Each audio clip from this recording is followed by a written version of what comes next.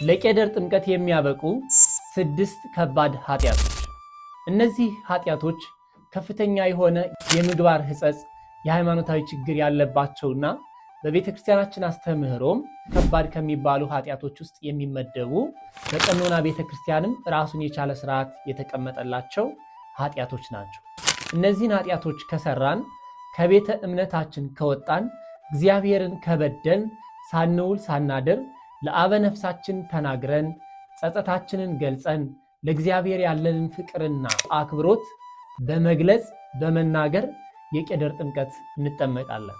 በስመ አብ ወወልድ ወመንፈስ ቅዱስ አሃዱ አምላክ አሜን። ጊዜያትን አሳልፎ እስከዚች ሰዓት ያደረሰን የአባቶቻችን አምላክ ልዑል እግዚአብሔር ስሙ የተመሰገነ ይሁን። እናታችን ማምላክ ወላዲት አምላክ ቅድስተ ቅዱሳን ንጽሕተ ንጹሐን ቅድስት ድንግል ማርያም በዚህ ቪዲዮ ቁም ነገር አግኝተን ከፈጣሪያችን ጋር ታርቀን በጎ ምግባርን በጎ ስራን እንድንሰራ በእናትነት ፍቅሯ ታግዘን። እንግዲህ በዛሬ ቪዲዮአችን ቄደር ምንድነው? ለቄደር የሚያበቁ ኃጢያቶችስ የትኞቹ ናቸው? እንዲሁም ደግሞ ቄደር ከመጠመቃችን በፊትስ ልናደርገው የሚገባው ምንድነው? ምናልባትም በኃጢያት ውስጥ ከኖርን ወደ እግዚአብሔር ከተመለስ ቀድመን ቀኖናችን ከጨረስን በኋላ ነው ቄደሩን የምንጠመቀው ወይስ ቀድመን ቄደሩን ተጠምቀን ነው ቀኖናችን የምንፈጽመው? የዚህንም ቅደም ተከተል ባጭሩ ነግራችኋለሁ። ትምህርቱ ለብዙዎች ይጠቅማል ካላችሁ ሼር በማድረግ አድርሱላቸው። እኛም ለዩቲዩብ አዲስ ስለሆን ሰብስክራይብ፣ ላይክ፣ ሼር በማድረግ እንድታበረታቱን በትህትና እንጠይቃችኋለን። ከላይ እንደተነጋገርነው ቄደር ምንድነው የሚለውን እንመለከታለን። የቄደር ጥምቀት የሚታዘዝለት አንድ ሰው በሃይማኖት ውስጥ እየኖረ የኦርቶዶክስ ሃይማኖትን ክዶ በሌላ እምነት ከቆየ በሃይማኖቱ ውስጥ እያለ ከፍተኛና ከባድ የሚባሉ 6 ኃጢያቶችን ከሰራ የቄደር ጥምቀት ይታዘዝለታል። በቤተክርስቲያናችን አስተምህሮ አንድ አምላክ፣ አንድ ሃይማኖት፣ አንድ ጥምቀት ብለን እናምናለን። ይህን መጽሐፍ ቅዱሳዊ ቃል መመሪያ አድርገን በሕይወታችን እንተገብራለን። ስርዓተ ቤተክርስቲያንንም እናከብራለን። የልጅነት ጥምቀት አንዲቷን ጥምቀት የተጠመቁ ሰዎች የምግባር ሕጸጽ የሃይማኖት ጉድለት ቢኖርባቸው ዳግመኛ ፈጣሪያቸውን ይቅርታ ጠይቀው ወደ ማመን ደረጃ የሚደርሱበት ልጅነትን የሚያገኙበት የመታረቃቸው ምልክትን የሚገልጹበት የቄደር ጥምቀት በመጠመቅ ነው። ይህን ጥምቀት የሚያዙት የሰራነውን በደል የነገርናቸው አበ ነፍስ ወይም ካህናት ወይም ደግሞ የንስሐ አባቶች ናቸው። ከዛ ውጭ ማንም ሰው በጅምላ የቄደር ጥምቀትን መጠመቅ በፍጹም የተከለከለ ነው።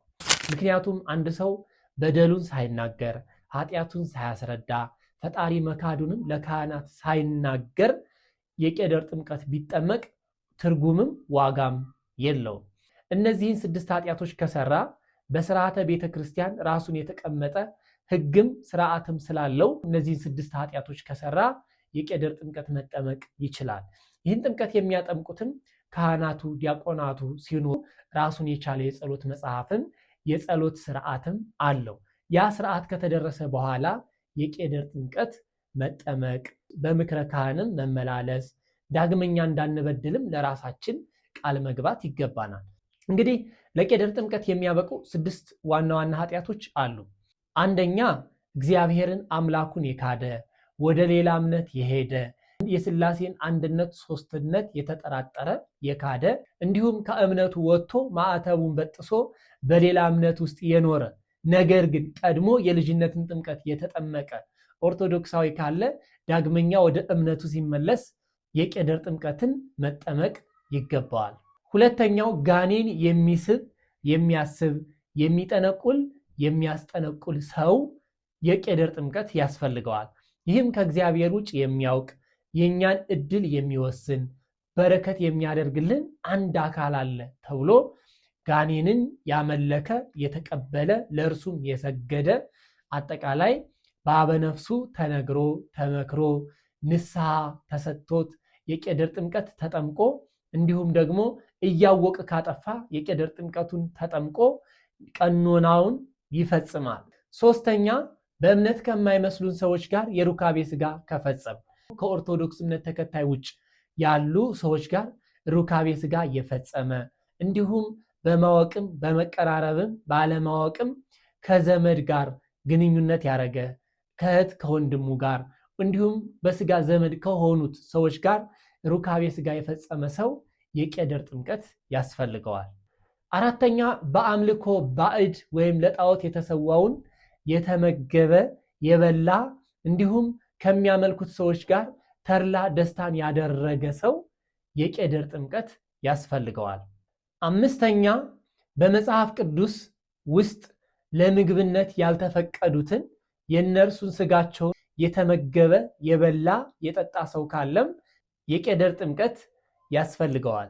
ስድስተኛና የመጨረሻው በልዩ ልዩ ባዕድ አምልኮ ውስጥ የነበሩ በዛፍ ስር በተራራ ላይ ወጥተው መስዋዕት ያቀረቡ ከባዕድ አምልኮ ጋር የተቀላቀሉ ያንንም ሲያደርጉ የነበሩ ሰዎች የቄደር ጥምቀት ያስፈልጋቸዋል።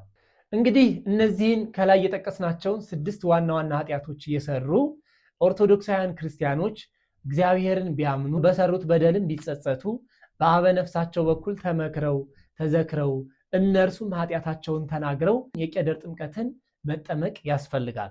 እነዚህ ኃጢአቶች ከባድ የሆነ የሃይማኖት ችግርን የሚያመጡ የምግባር ጉድለትን ሕጸጽን የሚያስከትሉ እንዲሁም ከእግዚአብሔር ጋር ያለንን ቁርኝነት የሚቆርጡ ከአምላካችን የሚያርቁ በጎ ስራን እንዳንሰራ የሚያደርጉ ከባድ የሆኑ ኃጢአቶች በመሆናቸው በቀኖና ቤተክርስቲያን በአንቀጸ ንስሐ መጽሐፍ ወይም ደግሞ በቀኖና ቤተክርስቲያን ላይ ለቄደር ጥምቀት የሚያበቁ ኃጢአቶች ተብለው በዝርዝር ተቀምጠዋል።